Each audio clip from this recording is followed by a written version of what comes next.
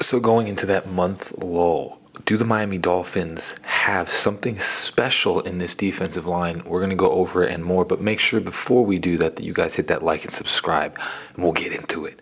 So the defensive line, the front four that we're going to, or I would say probably front, it's 3-4, so it's going to be like, let's say the front five, because the outside linebackers, let's be real, like they're going to be in pass coverage probably maybe 10% of the time. We're going to talk about what we got right now, because I think a lot of fans are not really, I mean, there are some, but they're not really understanding how good that this defensive line and outside linebacker group is going to be coming into this season. We'll just go over the names. It's going to be the way that it's looking. Benito Jones as the nose tackle, Kenneth Grant as the left end, Sieler as the right end, and then the outside linebackers will be a combination of Chop, Bradley Chubb, and Jalen Phillips. Let's talk about this right now, because Jalen Phillips last year was coming onto his own, man. He was, if you really look back at last year, people are saying that he's injury prone. The problem that happened last year was something that could have literally happened to anyone, where, the Achilles and this one, they're just such unfortunate events when it came to Jalen Phillips, where the turf in MetLife Stadium, in the Jet Stadium, has been known to tear Achilles across the NFL. And it just happened to be that Jalen Phillips was the bearer of that. And then the year afterwards, guys, it was basically Jordan Poyer sucking, really being a bad safety, and running right into the kneecap of Jalen Phillips. That was basically what happened. It's just Jordan Poyer, Jordan Poyer, I think single-handedly destroyed this team last year. Javon Holland, stunk, but Jordan Poyer tore the ACL of Jalen Phillips, lost us the game against the Bills. The dude sucked. The dude was terrible last year. So it was a freak accident that Jalen Phillips had. But before that happened, dude, Jalen Phillips was looking fantastic. It was he got the game-winning sack in week 1, and then he was starting to come into his own. Dude, if he didn't get injured, he was probably going to have 11 or 12 sacks this last season. And then, of course, the thing is that Jordan Poyer ran right into him. This is something that would have happened to anyone. It would have happened to any single player. Anybody that was standing right where Jalen Phillips was, you would have tore your ACL too. It's just a problem that happened, and it happened last year. But Jalen Phillips, I think, is going to be slept on this coming year. He was in line to basically get double-digit sacks almost every single year that he's been in the league.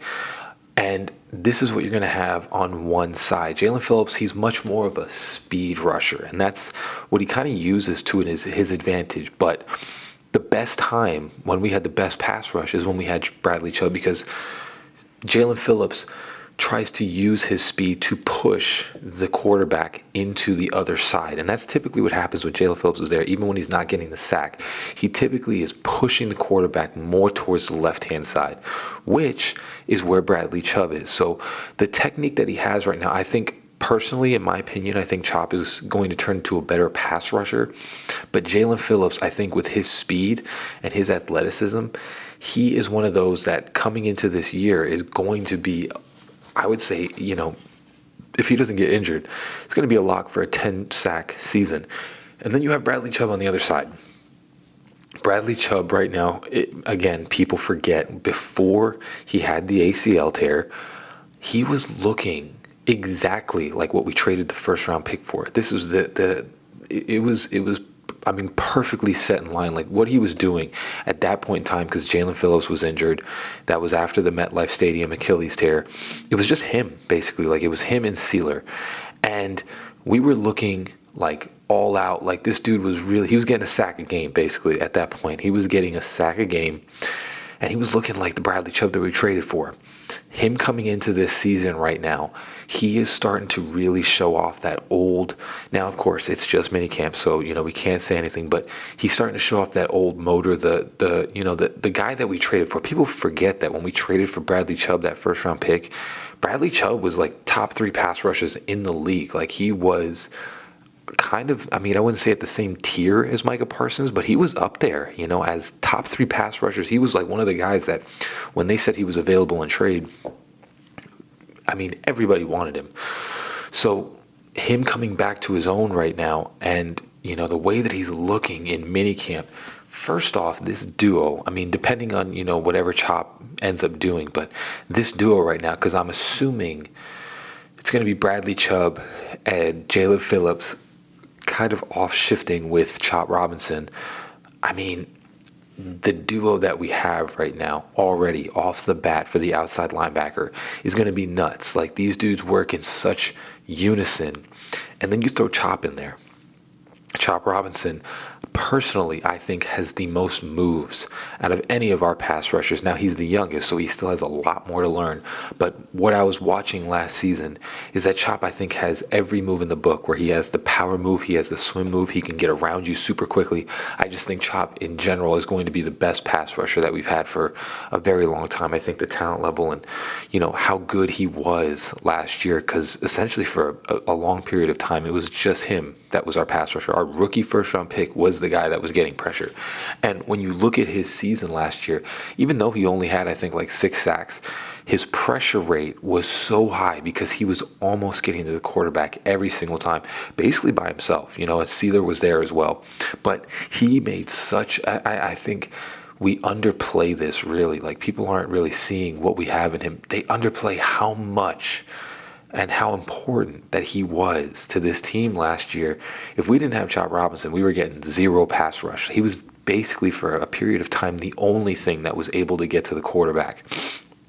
So switching him in there, I think, personally, is going to be, I would say it's going to be the best outside linebacker core in the entire NFL. Like, when you look at the depth, having Chop as basically the swing outside linebacker, it's going to be one of those where you're just constantly, I would really, the outside linebackers that we have, I would really kind of put it towards the NASCAR package that the New York Giants ran that one year, when they beat the Patriots.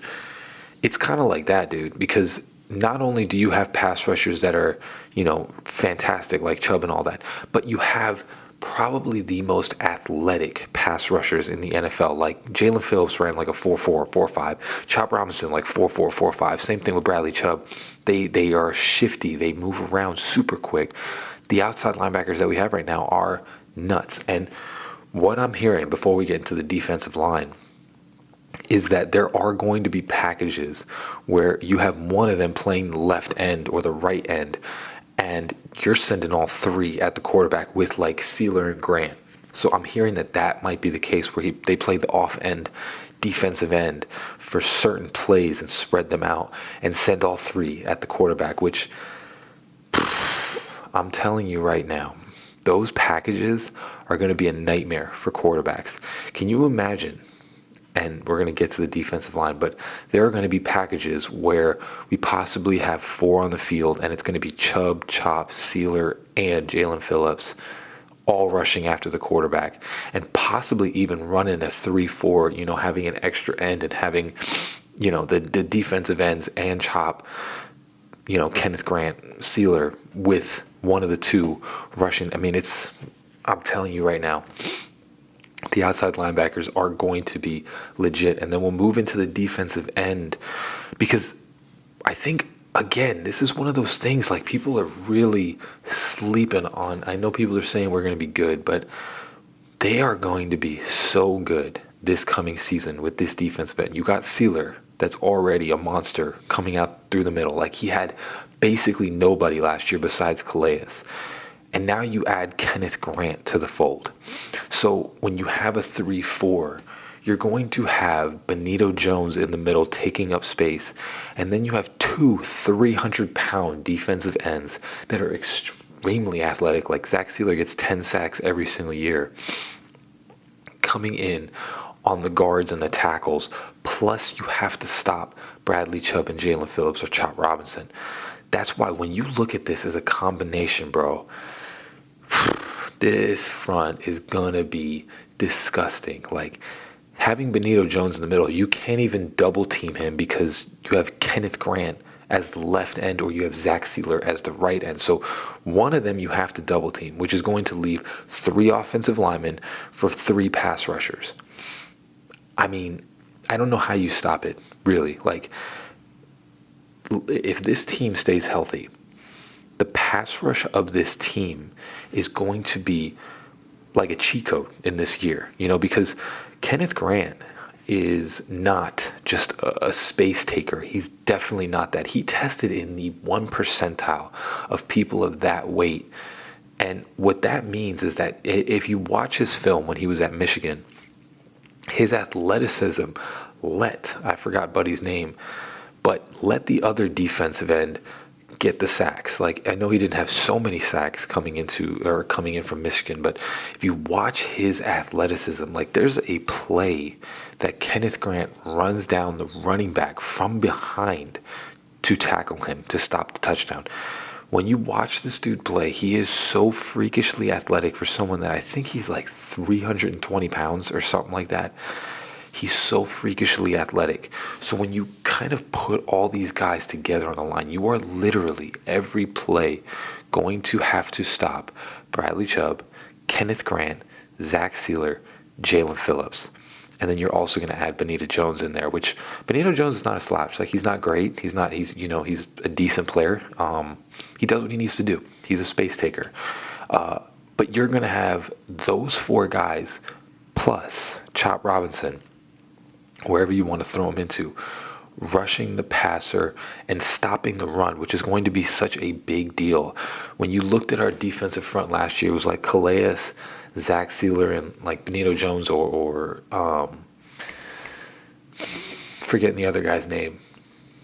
It wasn't Wilkerson. It was like I forgot the other end, but it was like a lot of just a guy. It was a lot of like just players plus Sieler, and Sieler was out for a while, and that's when people ran all over us. This year, your whole entire defensive line, the 3 defensive linemen that you have, they're all 300 pounds. They're all humongous human beings. Plus, you have pass rushers now where you can't just, run up the gut or do what you want to do with this defensive line. This defensive line is so stout, and there's so much depth. If you watch my last video, you see there's so much depth behind these guys. When you put them all together, I think this is going to be such a scary competition. And coming into training camp, I think we're really going to see the potential of this team having all these guys on the field, because we've never had a defensive front like this. We've never had something like that on the Miami Dolphins. It's always been like 1 or 2 guys. It's been a while since we've had something like this, but when we did with like Christian Wilkinson and Sieler and Chubb and Jalen, we were legit like a top defensive team in the NFL. Like, I think we were number 1 in run defense. And before Xavier Howard went down, it was like we were one of the top 5, top 10 defenses in the league. It was ridiculous, and we have something like that, but I think better. So we'll see what happens coming to the season into training camp. But this defensive line can be elite this coming season if everybody stays healthy and we all do what we need to do. This front 7 is going to be probably top 5 in the NFL if they do exactly what they need to do. The pass rush is just too much. The defensive ends are just too good. It's going to be something wild to watch this offseason. And I'm looking forward to seeing what we do in training camp. A lot of potential with this defensive line. These outside linebackers, the defensive line. You combine these guys, and it's going to be game over for most teams. Let me know down in the comments what you guys think, what you guys would like me to cover next. We got like a month and a half till any sort of real news comes out. I'm going to do a free agents video, see what free agents we still have available. But yeah, like, subscribe. Love you guys all. Fins up, baby. Peace.